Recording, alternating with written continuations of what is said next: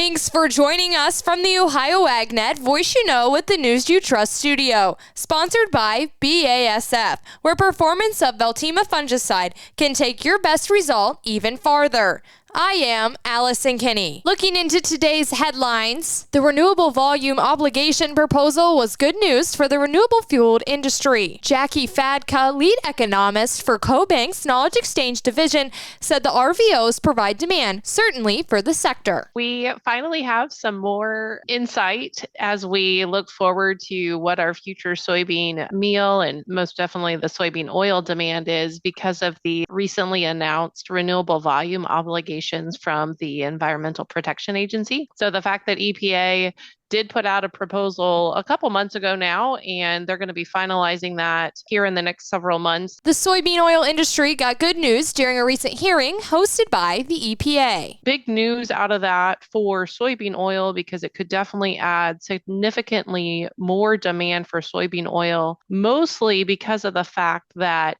it will not give as many RINs, which is the renewable identification number, for any imported feedstocks. So with our renewable diesel production, we can use a lot of different feedstocks there. One of them is soybean oil, but other feedstocks that can be used include corn oil, which is a byproduct of the ethanol industry. Those are both domestic, but then you look at some of our imported feedstocks, and that's when we have quite a bit of imported tallow, some imported used cooking oil. So we could see a shift in some of those other feedstocks away from those and back into more soybean oil or used cooking oil. She's hopeful that demand for domestic feedstocks will be on the rise after slumping in the last few years. When we look back at the last couple of years, last year, if you look at the overall pie of what was used in our renewable diesel and biodiesel feedstocks, soybean oil was only 35% of that pie in 2024. But in 2021, it was almost half. It was 49%. So maybe we will start to see additional soybean oil used because of that reduction in the RINs generated through those imported feedstocks or imported biofuels. And we could see as much as 3.8 billion pounds of extra soybean oil demand next year, and maybe as much as 1.9 billion pounds in extra demand in 2027. Again, that's Jackie Fadka of CoBank.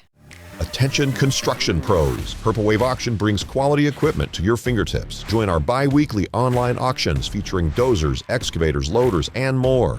We provide detailed listings, photos, and seller contact info. Inspect online or in person. With our no reserve policy, every item sells to the highest bidder. Visit purplewave.com today and see why informed builders choose Purple Wave. Transparent processes, real deals, your next great purchase awaits. purplewave.com. Now to the headlines with some trade. The United States and the European Union agreed to a trade deal. Make or break negotiations recently took place between President Donald Trump and European Commission President Ursula von der Leyen in Scotland. At the conclusion, they agreed to the U.S. tariff of 15% on all goods from the European Union, which is half of the 30% import tax rate that Trump had threatened to implement beginning on Friday.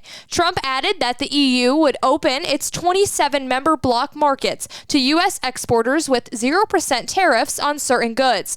Von der Leyen also applauded the deal, saying it will bring more stability to both sides, which together account for approximately 1/3 of global trade. One of the EU's top officials called the deal a framework and said the technical details will be negotiated soon.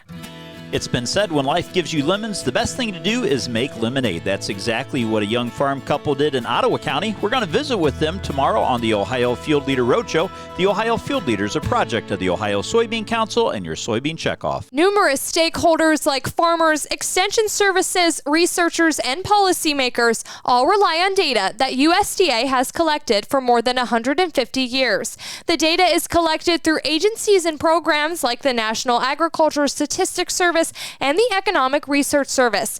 Decreasing responses to USDA's farmer surveys are beginning to put the integrity of the data at risk. One of the biggest challenges to getting a good survey response is timing. Unfortunately, many survey collection periods overlap with farmers' busiest times. For example, leading up to the June 30th planted acreage report, NASS contacted almost 92,000 farmers during a time that overlapped with the end of planting and spraying seasons for many row crop farmers. A Farm Bureau market intel page says USDA should look to examine ways to increase participation and reliability without imposing more burdens on already too busy farmers whom the data is designed to serve. This market report is brought to you by Seed Consultants. Simply better performance.